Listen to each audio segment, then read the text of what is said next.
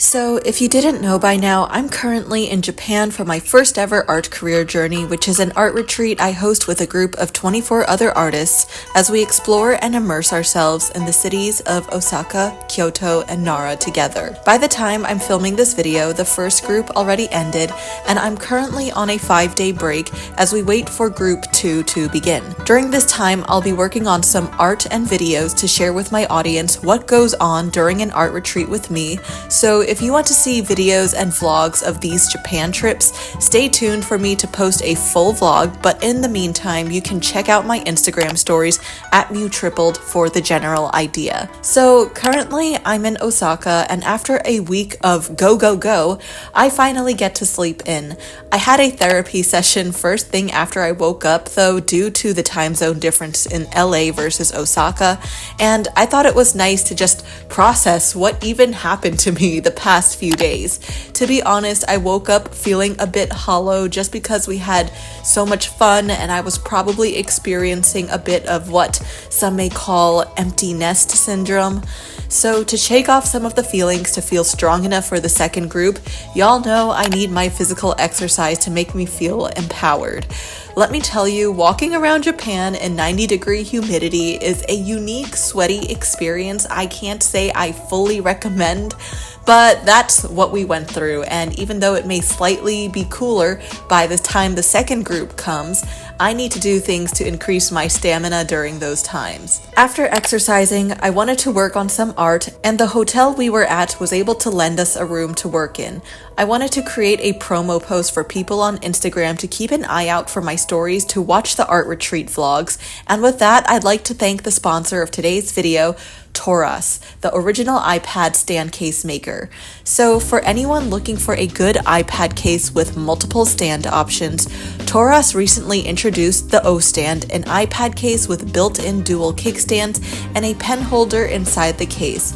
While your pen is in the case, it can still charge while connected to your iPad, so you don't have to worry about running out of battery. You can have your iPad angled up at any position using their small stand or their larger stand, and even have your iPad standing vertically. This makes it perfect for drawing, reading, and even watching things without needing to lean over so much and hurting your neck and back. The case has a hard PC back and secure grip, which makes it durable and protective of your iPad for everyday use. So if you've been looking for a new iPad case to try, you can check out the Ostand by TORRAS in the link down below.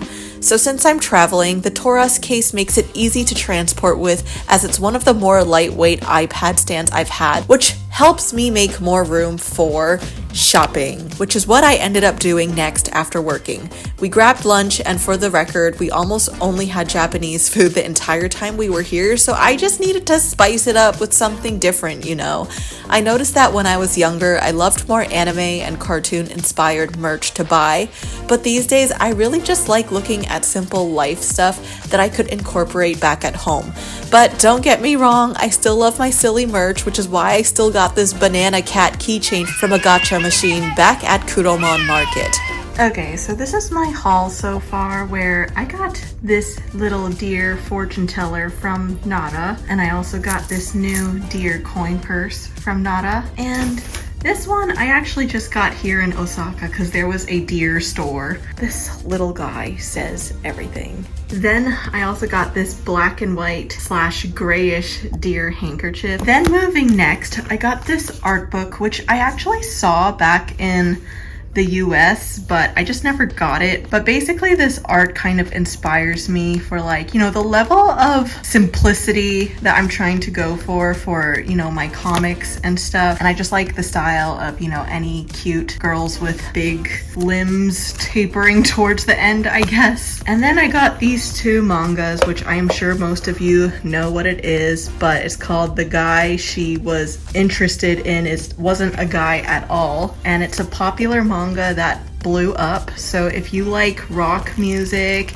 this one is a good one. I got it in Japanese though, just because I felt like, this is the real deal and it will force me to improve my Japanese. This artist's background can be inspirational to future artists because she blew up on social media. Right here it even says she had like 980,000 followers. It's just interesting how they're marketing things like this on books now, and I wonder if soon the US will do the same thing. Like usually in the US, when you open the flap, they'll give you the author bio here, and that's where they'll be like, this artist has blah blah blah followers and whatnot. But I just feel like this is another sign for artists to get started on sharing their work online, because it can be your transition into the traditional publishing space. After shopping, we were waiting for a spa appointment, so I caught up with some sketches in my sketchbook that I would eventually include in the future vlogs. Pretty much each page is inspired by a day of the trip, and I wanted to document myself working in the sketchbook. Then, alas, we had our spa appointment, which was so worth it. For the record, we were walking nearly 20k steps each day in 90-degree heat with some intense humidity, so we really needed this to recover and rejuvenate for the second group. I was feeling so relaxed that I pretty much passed out during the massage. We grabbed dinner afterwards, and yeah, again, I was kind of tired of eating purely Japanese food, so we had Indian-Japanese fusion, which was actually really good. So once we got back, I caught up with some work, which was editing some of the footage from our trip and then posting it on Instagram. While in Japan, I tried to time it out with American time zones to make sure people are awake during the time I post. Before going to bed, I realized this trip made me notice how behind I am these days on indie animation content. Working in the industry myself, I forget to consume what's been out there. So I watched the digital circus as I noticed there was a lot of merch of it in Japan. I had no idea it was that big, so it intrigued me to give it a watch. So far, it's pretty interesting, and I appreciate animation that's not afraid to cross boundaries that most traditional studios would have wanted to establish. While this trip was mainly for me to facilitate a space for artists to come together, and I try to guide them in their own individual artistic journeys, I'll definitely say a lot of them also inspired me back in the sense to never let go of your inner childhood self, continue to create art that you enjoy, watch and surround yourself in things you like, no matter how nerdy or silly it is, and never stop being open to unexpected friendships, because while we are artists growing in our professions, at the end of the day, we are still just humans trying to get the most of life while we are here together for this one very rare moment in time. Thank you so much for TORRAS for sponsoring this channel with the Ostand iPad case that lets me stay present in each moment with ease.